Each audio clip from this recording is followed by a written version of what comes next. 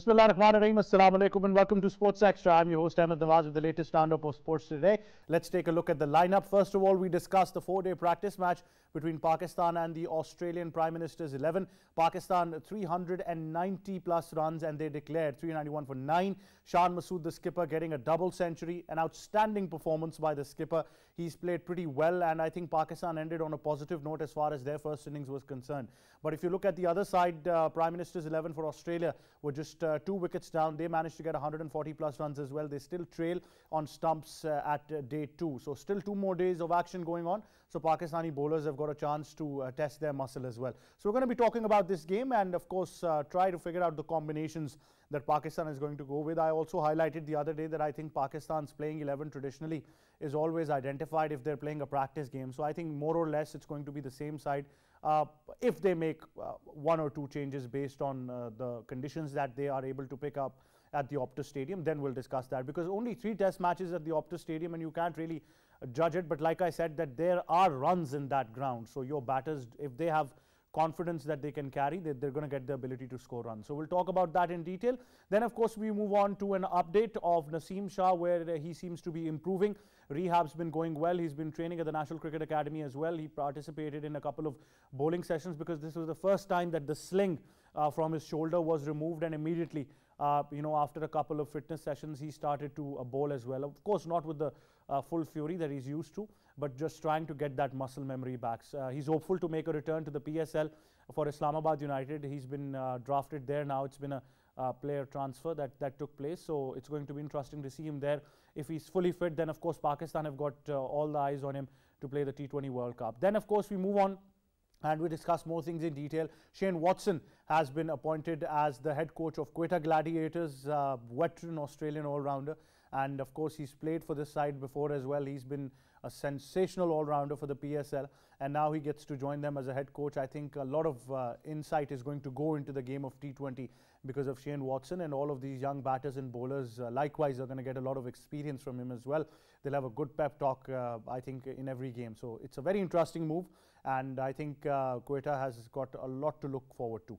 So we'll discuss that in detail. Then of course we move on where the ICC has released the official logo. They've unveiled the official logo of the men's and women's T20 International World Cup. Of course the men's T20 World Cup takes place in the USA and West Indies, while the women's T20 International World Cup takes place in Bangladesh. So of course we take a look at that logo as well, and ICC put up a very I think it was a very subtle video, but I liked the fact that they were able to incorporate many things in it. So I think I really liked the video as far as the composition was concerned, the music itself, the theme, the graphics. In all, this is a fever T20 cricket. So I like the fact that we've started up on a great note as well. So we'll discuss that as far as the crowd gimmicks are concerned. And then of course we move on to some spectacular news from the world of hockey, where in the FIA Junior World Cup, Pakistan has defeated New Zealand 4-0, and it's an exciting prospect, this young team for Pakistan, and we'll be discussing their chances in the game as well. Time now to introduce the guests. First of all, in studios we've been joined by a cricket expert and analyst Saad Inam. Assalamu alaikum Saad, how are you? Walaikum salam, doing very well, Ahmed. Thank you. We've also been joined by cricket expert Yaruk, who joins us as well. Assalamu alaikum Yaruk, how are you? Walaikum assalam, I'm good, thank you. And we've also been joined by the king himself, none other than Mr. Hassan Hussain Qureshi. Assalamu alaikum sir, how are you? Assalamu alaikum Ahmed ji, very well. I hope you're all well. All well, it's great to have you on the show, sir. We'll of course take a look at all the details and we'll be discussing them one by one. But first of all, we've got a report on the proceedings of day 2. Let's take a look and then we come back. Pakistan cricket team playing their warm-up match in Australia against Prime Minister 11. On the second day of the 4-day practice match from Pakistan side, Shah made a brilliant double hundred, his first as Pakistan Test captain. Skipper remained unbeaten on 201 runs of 298 balls, laced with 14 fours and a 6. On the other hand, Sarfaraz Ahmed scored 41 runs of 46 balls. The visitors declared after scoring 391 runs on 9 on day 2 of the game. Cameron Pencroft and Marcus Harris, who are the top 2 contenders for David Warner opening slot, gave a solid start to their team on day 2.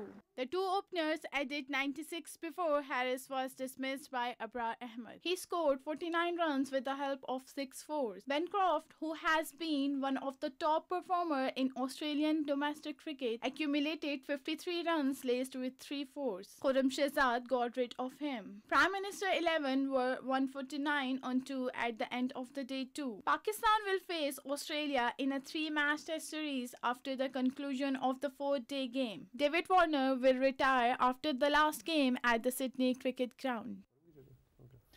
Well, there you have it. All you need to know about the game in detail, courtesy of that report by Sabah. And of course, we'll continue the discussion now. Hassan Qureshi, the game itself, we can analyze 2 days of proceedings. But first of all, I really want to discuss the case of Shah Masood as far as the, I think, the self-improvement cycle is concerned. An individual who in the past 2 years has really worked upon himself. And I think this double 100, being a skipper, is not just about getting 200 runs in a practice game, but it's about the fact that, you know, you need to realize the way he was batting, the comfort level he was in. You know, this was something that it almost looked like he was destined to do over here. It's wonderful to see Ahmedji, and also with Shan, having been lucky enough to work with him. Shan is someone who never rests on his laurels. He's always pushing himself, working harder. He understands that there has been obviously some controversy with the way he's come in as captain, but he won't let that bother him. He's focused on the bigger picture, which is Pakistan going out and putting up a fight. We have been very poor in Australia in all of our last tours over there as a test side. So I think it's about putting down a marker, putting out a performance, and he looked very comfortable. I was lucky enough to watch most of his innings on the first day. He looked very comfortable. The Australian Prime Minister's 11 bowlers spoke about how it was a chanceless innings on what was not always a very easy pitch to bat on. So good to see that. Good to see the skipper leading from the front. It will give a lot of confidence to the other players. And like you rightly said, Shan is someone who's worked and improved himself. So going out to Australia, where he felt last time he got the starts and didn't convert them, to convert them this time round, to put up a big score. Yes, it's a practice game. Yes, nobody is going to say that, this is an innings that maybe should be seen that way, but it's an incredible performance. And I think it's something he can be very proud of. And the team can take a lot of art from the captain putting this performance.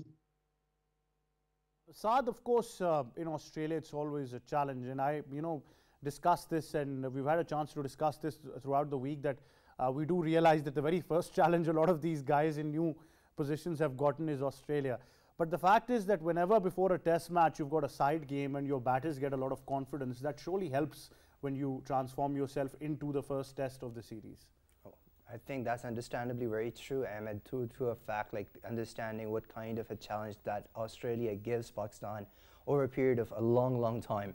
This is something that Pakistan really wanted to, keep that in mind, that if going through this series, Pakistan has to prove a new team under the captaincy of Shah Masood too, to that extent. That is something that is going to be really challenging. And given the fact that these conditions are very different to the South Asian pitches too. So given that Pakistan hasn't been able to, really put up that sort of team, that perseverance and that rotation, I think this is very much needed. How we're going with a new captain, a new team strategy. There's a lot of stuff going on. I mean, even with Mohammad Hafiz too, he also claimed that this is going to be a test for him as well. So keeping that in mind, I think it's going to be a great challenge, an exhilarating experience for all the fans too. They're World Test champions, Australians, and they're even World Cup champions too. So it's going to be really challenging, but Shah Masood, stepping up as a captain's knock, actually proving that that confidence of him becoming captain was quite necessary for him to get the best out of him. And he has been tremendous in that sort of game. I think the shot selection to that balance and even the strike rotation to that extent, I think he was there till the end once he went one down. So I think it's experience coming in with a lot of energy, with a lot of confidence, and I think that's what's working best for Pakistan. I mean, even in the future as well, Pakistan would have to keep that sort of a momentum going, that you have your best key players and you can rotate them back and over again, and especially when you have a big tournament like World Cup coming. That is one way that you could develop a team, is throughout, taking the output of the test championships and the test matches. Well, certainly. I think all in all, that confidence was really important for most of these guys because of the fact that they need to put a lot of baggage to the side and then focus on the cricket itself. But Yaruk, it's always brilliant if your side's getting 391 on the first innings, or even, I understand it's a side game, but it's not a walkover game. That Australian Prime Minister 11 has got a quality side, and I really appreciate the fact that they're putting up a good fight as well. But like I said, that for the likes of Shah Masood, particularly getting a double 100 as a skipper, is going to have a lot of confidence that in terms will then trickle down to the team itself as well. Absolutely. Your leader sets the example, and Shah Masood is someone who's setting the example on the Australian shores. When you talk about Shah Masood, I said this last time too, like it is a huge opportunity for someone like Shah Masood. He's the captain of the side. He also spoke about this in the pre-match press conference when he was asked, what do you want your batters to do? He said that I want them to make big runs. He also mentioned that last time they toured Australia, only Babar Azam and Yasir Shah were able to get hundreds. So this time Shah Masood made sure that he stayed on the crease, tried to spend as much time as possible. He's really good off the back foot, which will help him in Australia. His back foot punches and cut shots and the pull shots have been really superb. And he's someone who will enjoy these Australian conditions. And you're absolutely right. The Australian Prime Minister's 11, they've got a fantastic side. They've got Cameron Bancroft, Cameron Green. They've got the likes of these guys around, like people who have played for Australia. So I think it's no mug, like Shah Masood is no mug with the bat. He's the captain of the side. He's transformed this Pakistan side, and he would want to lead in a certain way. And this is his way. He wanted Pakistan to improve their strike rates. And I was looking at the game, and most of them were trying to concentrate on their strike rates. Shah Masood himself was batting on a strike rate of 68 runs per 100 balls, which is fantastic. This is what you need in a test match, in the modern test match game. When you're competing against the likes of Australia, who are the world test champions and the ODI champions, you want to be on top of your game. And I think Pakistan have got a really solid batting order, and I think we'll be able to challenge Australia, and this is a huge opportunity for all of them. Well, certainly. Saad, when we talk about the side itself, there were certain combinations that the team wanted to get right as well. And I understand there's a change of captaincy, change in management and everything. But because they've got to focus on the cricket, and 14th, the first test match begins, and Australia at home is probably the most dangerous side ever in the world. And if they sense any opportunity to choke you, they're going to go for it. They're not going to wait. So they understand this prospect. But obviously, Shahan, before the series has highlighted a couple of things. The fact that they're going to be going with Imam and Abdullah as the opener. They're going to have Sarfaraz preferred over Rizwan. So a lot of these things are already settled in between. I think that is one of the basic reasons why you need to have shuffling between the teams as well. I mean, understandably, if you have players who have been consistently performing over in the domestic, sessions, in the domestic circuits, and then even for the Pakistani team as they have performed previously, I think they need to have that chance being given to them so you could rest your players that are key players too. I think Sarfaraz being preferred over Rizwan was a no-brainer, understanding that Rizwan has been that key performer throughout the World Cup with the most runs. And I think that's something that is very much needed in order to preserve a player that's of that great quality. I mean, specifically for Imam, of that matter, I think fair enough he couldn't perform in the in the World Cup, but Test is a totally different game.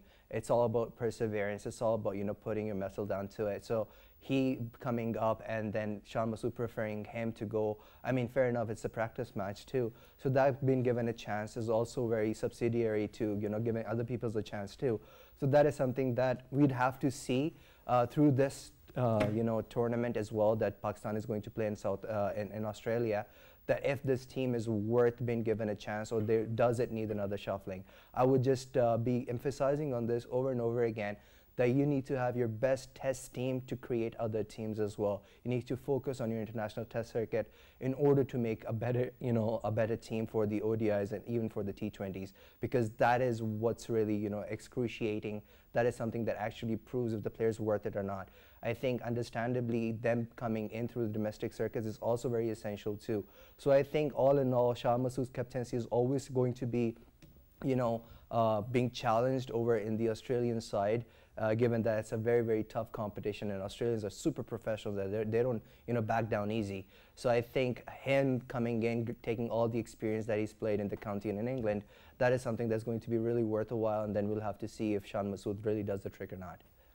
Absolutely. Hassan Qureshi, like I said, that there are a lot of things that Pakistan wanted to adjust right before the series, and I'm glad that they had at least an opportunity to put in a side match as well. So it's always good that you're going to Australia and you've got a side game. Now, Shan, like we said, is in prime form, but you know, the other fact that I consider is that Imam, Abdullah Shafiq, even the fact that Babar Azam is talk of the town right now. All Australian media outlets are talking about Babar Azam. They're very interested to see him. He's got rid of the added burden of captaincy, and he's going to be looking himself as a batter who wants to get runs. But obviously, they've got to consider that these 30, 40s won't cut it in this series against Australia. Absolutely not. I think one important thing that we have is that we have a template where we've seen teams go and do well in the past in Australia, whether it's been India, whether it's been South Africa. These were teams that historically were not winning in India. And then they went out and they did well.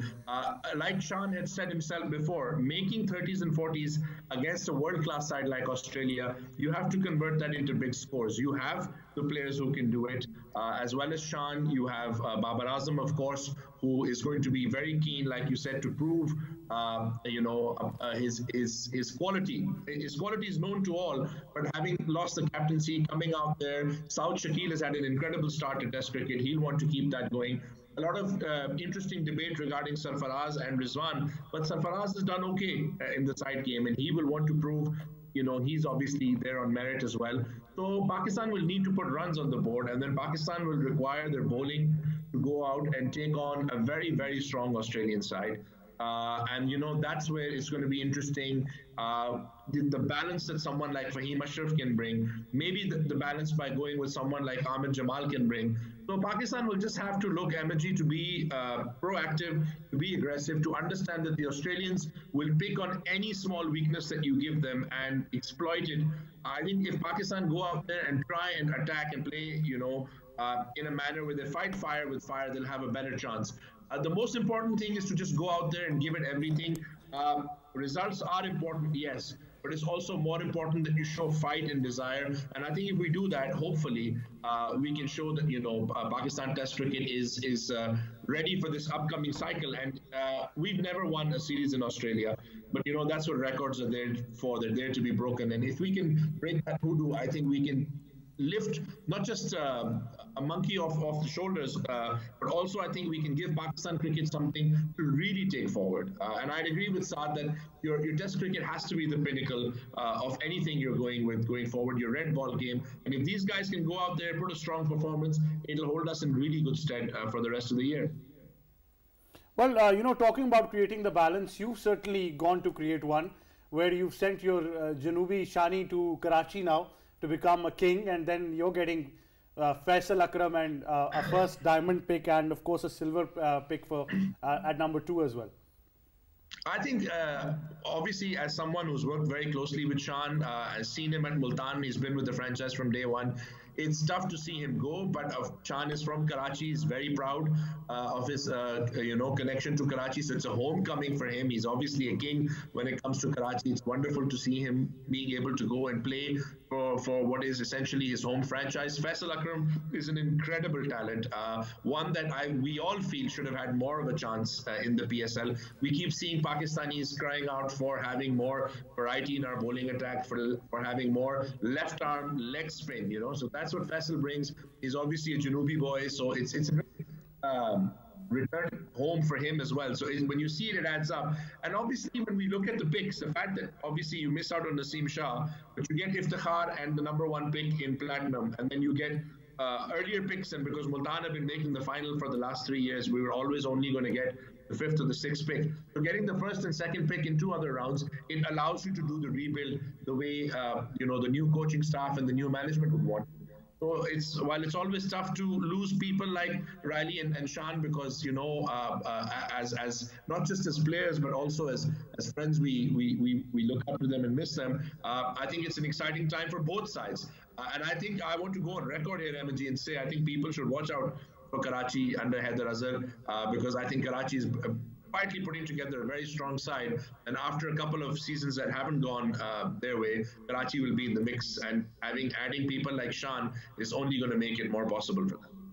If there was anyone who I wanted to play Bruce Wayne after a couple of people, it was Haider Azhar. You know that. Absolutely. So that's the case, but I understand because you guys, when you got Iftikhar, you were acting like schoolboys who actually got their hands on a rare baseball or a Pokemon card. So I understand how much Iftikhar Ahmed meant to Multan Sultans. Of course, if the mania takes over wherever it goes, and Iftikhar, I think, has shown in the past, his ability to do very well. Losing a player like Riley is always tough, and I've already started saying my prayers that he doesn't hit Multan for 100 because he was doing it to Quetta for 3 years. But getting someone of Iftikhar's stature and what he brings with the bat, what he brings with the ball, his ability as a finisher, his recent form in the national T20 when he chose to forego playing an international league somewhere else, stay at home, the way he's been leading KP, it's wonderful to see. And the excitement, Amaji, that Naseem Shah's trade, brought up, and the fact that Quetta are now stronger, like you mentioned, with Shane Watson coming in and having Wasim and Abrar, two very good players who will probably get more chances, and hopefully we're all hoping Naseem is back to full fitness. We missed him in the World Cup. We really hope he's there in the T20 World Cup. So that's what the PSL is all about. It's about excitement. It's about the memes. It's about, the level that it goes up. And these trades and retentions have shown that it's always at the forefront of our minds. And I think it only continues to make it an even more competitive league. Certainly. I think the fact is that all of these changes have got everybody excited, and people are actually looking forward to another stellar season as well.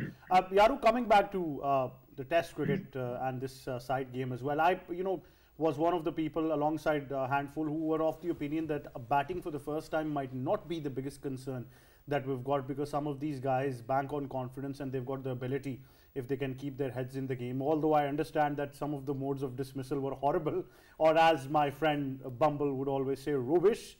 But the fact is that if they can work on these aspects, we've got a solid batting lineup. That bowling really troubles me, because the ability to bowl longer spells is something that Pakistan cricket has been missing out for quite some time now. Absolutely, I totally agree with you. The only thing, a couple of things that I would like our viewers to keep an eye on. Number one would be the tail-enders. The tail-enders are going to be the most important people in Australia. We've the most exposed ones in Australia. Because we've seen that in 2016 when we toured there. It was a test match at the Gabba. Asad Shafiq almost made us win. We were chasing about 430 in Australia. And I just feel like the tail-enders are going to be super important. And the other thing which is going to be very important for Pakistan's chances is going to be the role of Sarfaraz Ahmed. He's going to be someone who's going to be batting at number 6. And if Fahim Ashraf is slotted in at number 7, Sarfaraz Ahmed, you would want Sarfaraz to be batting right before the second new ball or right around 80 overs. If Pakistan manages to do that, Pakistan will always put up good runs on the board, because Sarfaraz is someone who is a go-getter. He's the engine room of the side. Even if Pakistan is going at a run rate of 3.5, Sarfaraz would come in and, So you're happy with the fact that, we prefer him over Mohammad Rizwan? Yeah, because in the last tour, when New Zealand came to Pakistan, Sarfaraz made a match-saving 100, and he was someone who made a comeback. Rizwan was, he volunteered himself that he's going to sit out, and Sarfaraz cashed in on his chance. And I think he's someone who, I get it that he scores good 30, 40 and then he gets out. But he's someone who is the engine room of this Pakistan side, because he keeps the scoreboard moving. He's not someone who's going to be static at the crease. And once you do that, you can put pressure on Australia. And I think this is a really good Australian side. I mean, they've got the likes of Mitchell Starc, Josh Hazlewood, Pat Cummins, then you've got Scott Boland. So Pakistan are going to have their work cut out. It's not going to be easy. But as everyone's saying, Australians are true professionals. So if you're there in their backyard, you got to be on top of your game. I think it's really going to be a real test when you see Pat Cummins, Josh Hazlewood, you've got Mitchell Starc, and even Scott Boland. But I think the biggest one that I think most technically worried about is the fact that Nathan Lyon returns, Saad. So I'm really eager to see, because he's one of my favorite off spinners right now in the world, although they're a handful. You're absolutely right there, Ahmed. I mean, especially given the fact how Nathan Lyon has that variety and how he has been performing consistently against Pakistan. And that is something that I think Pakistan would have worked up against or practiced against, because he actually has that sort of, speciality in his bowling that always gets Pakistan on the back foot too. Like Yaruk was mentioning, like the role of the anchor innings that Sarfaraz has to play. I mean, if you're facing an attack like Nathan Leon, I would specifically want to see someone of that caliber even in the Pakistani team too. We've had the likes of Yasir Shah at some point. I mean, not an off spinner, but technically sound, and that sort of a player who actually does well with the ball as well. I mean, we're still yet to see Abrar's performance too. He obviously took 1 wicket along with Herm Shahzad, so I think that is obviously going to be a lot for Pakistan given forward that we're going to wait for the next match as well. But all in all, the most important inclusion that from my understanding was the inclusion of Bancroft. I think he was the most undeserved player who needed to be in that side. I think Bancroft's inclusion in the Australian side was always questioned, even by a lot of Australian cricketers as well. So I mean, seeing him perform on this day and age, I think his inclusion is very, very vital for, the Australian cricket team too, given that he is someone that we need to see getting developed for the Australian side as cricket fans. So, I mean, all in all, it's a really good match that we're going to see on the 14th of December, and we're really going to wait for that to happen. Well, I think I'm technically really worried about the fact, because over the years we've discovered that, our ability to play spin is something that we don't possess at the moment, although a lot of our technically sound batters have been struggling against spin as well. Hassan Qureshi, how would you comment on that fact? Because, I really then go to the time when we had Asad Shafiq at number 6. That would give a lot of opportunity for us to either, whenever the second new ball is taken, have a batter who was technically sound there, who could play spin technically well as well. Because that is that one element, and Nathan Lyon is one of the best off spinners in the world.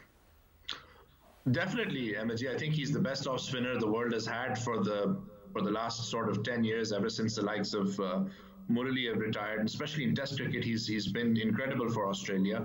I think what's important for Pakistan is how well Saud Shakil plays. We've seen him to be a very good player of spin. Sarfaraz is another, so your lower order will have to pitch in with runs. Obviously, it's important that your top order gets some runs against spin bowling as well. We're going to see a very varied Australian attack with Pat Cummins and possibly playing Scott Boland, with the fact that especially in Melbourne, where he keeps the ball just consistently on a line. Mitchell Starc has had an incredible World Cup. So the Australians have a very, very good bowling lineup. We will have to take the attack to them, not let them sort of settle in and get too strong on us. Playing spin will be very important. I think Babar Azam will be very important in this case, because a lot of people have raised questions about Babar against Spain, but we know at his best Babar can destroy any bowling attack, and Babar will look back to that innings in Karachi, which I think is one of the best innings ever played by a Pakistani batsman, leave alone a Pakistani captain, against Australia and saving the game. So I think it's important that we show that we want to go and take these players on. One mitigating circumstance in possibly our favor is that Nathan Lyon is coming off an injury. Maybe he won't have as much bowling in his legs as he's normally used to, but we will have to be very, very strong in taking them on, because you have to show that you're ready to fight fire with fire. So if we can put the runs on the board and give something to our own bowlers, and hopefully Abrar can be that difference maker for Pakistan. He's someone the Australians would not have seen a lot of. If he can just use his variations intelligently, maybe put a little bit of doubt in the batsman's mind, it's something we'll have to work on. But for sure, Australia have a world-class bowling attack, and Pakistan will need to really, really be at their best to take them on. What would be your choice if Pakistan do go with 4 seamers? If you've got Shaheen Hassan, an automatic selection, then you've got the likes of Fahim, Khurram and Amir Jamal, and also Mir Hamza. So who would you be preferring over this when you've got to make up for a fast bowling attack? I think I'd love to see Fahim there. I think he brings a lot of balance. I think his batting is strong enough. He's had a very good domestic season. He's someone who can bring control at a difficult time. He can bowl with a spinner at the other end. So I've always been a big Fahim Ashraf fan, especially I think in Test cricket, we've not utilized him properly enough when you look back to his debut game and games where he's performed. it's an interesting pick, but the one, when I see Shaheen, I don't see Mir Hamza, who is a very capable player, being anything more than a backup to Shaheen, God forbid, in case of an injury. I don't see him coming into it. Ahmed Jamal has done well. He's taken wickets. He also brings a bit of ability with the bat. And Khurram Shahzad brings something different in that he can swing it. So I think either one of those two, alongside the automatic picks of Hassan and Shaheen, would be interesting. I think maybe it's worth trying to go first with Khurram, because he's someone who brings in something different. He has that ability to swing the ball. But even if you go with Amir, who's really worked hard to get to where he is, and also has the ability with the bat, I think these four alongside Abrar would have to be your picks. And yes, you'd be a little bit batting light, but that's why Fahim comes in. Because I think going in with four bowlers and thinking that maybe we'll get some overs out of South would be a very big risk in Australia, where the conditions can be really tough and the grounds are big and it's going to be very hot, and conditions are good for fast bowling. So I see the likes of Mir Hamza and maybe Amir and Noman missing out from the bowling attack. Saad, what's your automatic choice if you want to make up for that fast bowling attack? I think we got to try a new bowling attack, given the fact that we recently came from the World Cup. They're all obviously tired players, and there was a tough schedule given that Pakistan had to play Asia Cup and Afghanistan series right before the World Cup. I think that shuffling requires a lot of input, and most importantly, given the fact that how Pakistan has been not sort of rotating the players through the different formats of the game. This is something that's going to hurt Pakistan in the long run, just how it hurt us right before the World Cup too, how we lost to Naseem Shah. I think that is very important. I think Khurram Shahzad, Mir Jamal, Amir Jamal. I think that's a very good inclusion too. I think keeping that in mind, this is how you keep the players intact, and having them go through a domestic circuit. This is how you build players. So I think rotating players on a regular basis is something that we should go for. My go-to pick is obviously going with Khurram Shahzad and Shaheen Shah Afridi going in the opening attack. I mean, for the best of best, I mean, I surely would want to see, Naseem Shah's younger brother as well, and Naseem Shah included in this side. Hunain, yeah, that's what a talent that is, right? I mean, that's exemplary, and this is something that Pakistan really, really needs. I think more and over again. I mean, also from the batting side as well.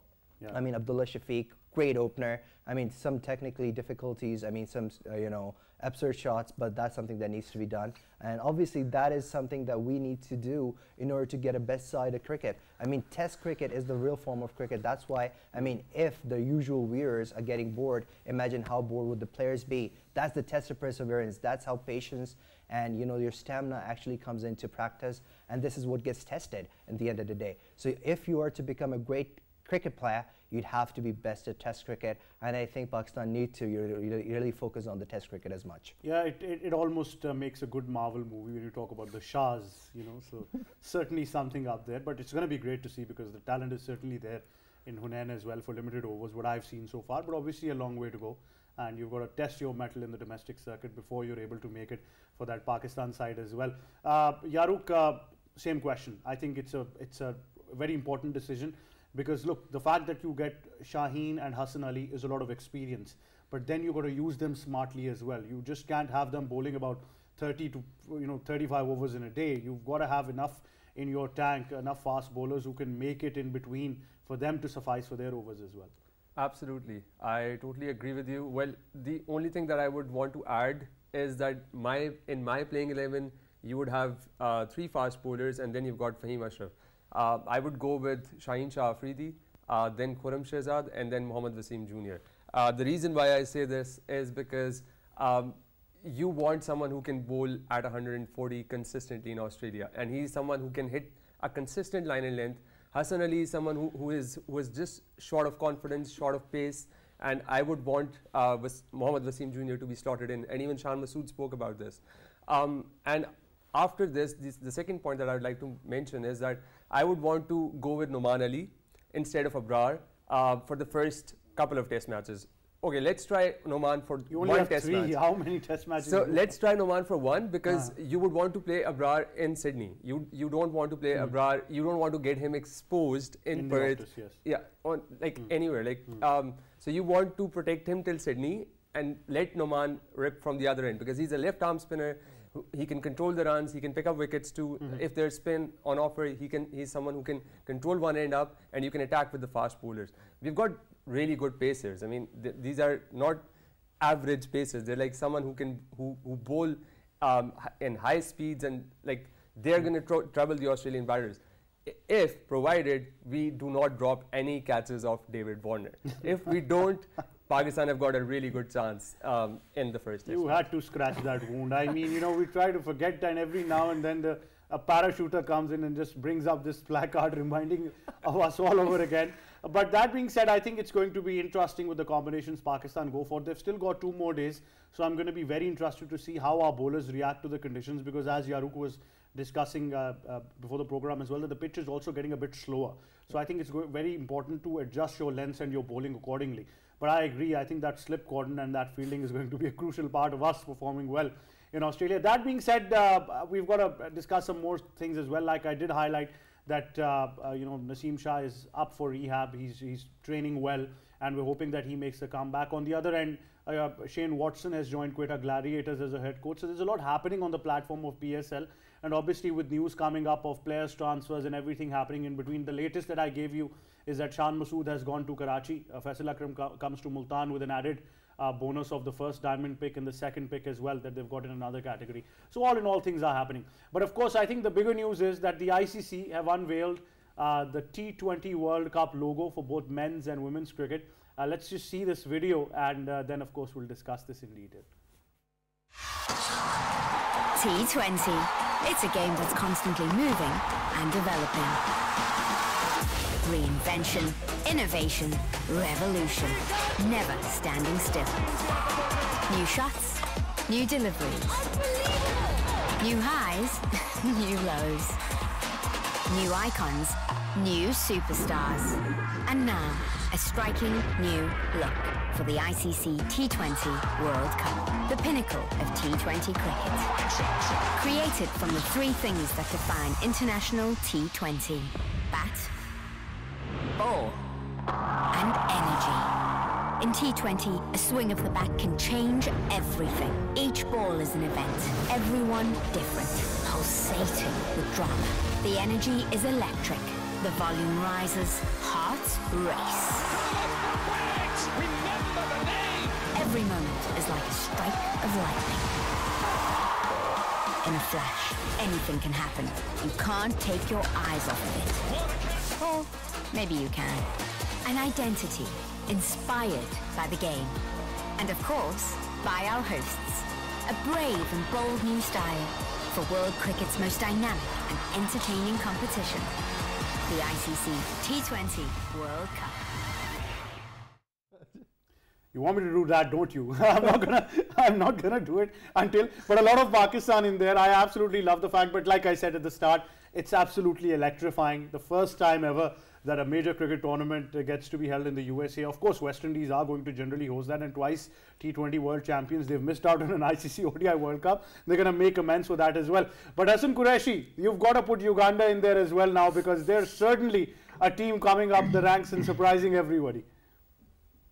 Absolutely, and it's wonderful to see that, Amaj. It's to take out a powerhouse, especially in T20 cricket like Zimbabwe, you know, a team that had been doing so well recently. It's wonderful to see the game growing. An African team that's just going to bring more flair. They're going to bring more color. They're going to bring more, you know, interesting celebrations. Loved seeing the dances after they played the games. And yeah, hopefully, you know, would love to see them beat any of the other 9 test playing sides. Would be wonderful to see, and it's just great to see that cricket is growing in more and more countries. And in T20 cricket, you always have a bit of a chance, you know, because the length of the format is such that there's always a possibility to do better as opposed to maybe one-day cricket or test cricket. And we've seen with Netherlands' recent success that associate sides are still very much able to cause issues for the so-called big boys. So Uganda being there will be wonderful. Games being held in the US is going to be great. Canada is going to be there as well, which should make for a lot of interesting viewing. And India-Pakistan playing in New York is going to be something very, very exciting for all of us to see. Well, you know, I am just excited that my very dear friend, and he is a friend, of course, and I understand a lot of you know him for the meme, but Sarim has been a very dear friend over the years, and I'm very lucky that he gets a chance to be included in that official video of the ICC T20 World Cup. Trust me, if there was any bigger superstar in cricket than any player, it was Sarim. So Sarim, congratulations to you on making it to the T20 World Cup, and I'm sure that we're going to see you and your meme for all the positive reasons this time for Pakistan, hopefully. But of course, that being said, it's excitement. It's really a lot to look up to when you've got a game that is going to be played in the USA and the West Indies. Then the Women's T20 World Cup takes place in Bangladesh. All in all, we're installed for some good quality cricket. T20 is always fun. But Hassan Qureshi, thank you very much for joining us. Saad Inam, thank you very much to you. And Yaruk bin Say, thank you very much to you as well. That, of course, wraps it up from me and the entire team. It's goodbye for now.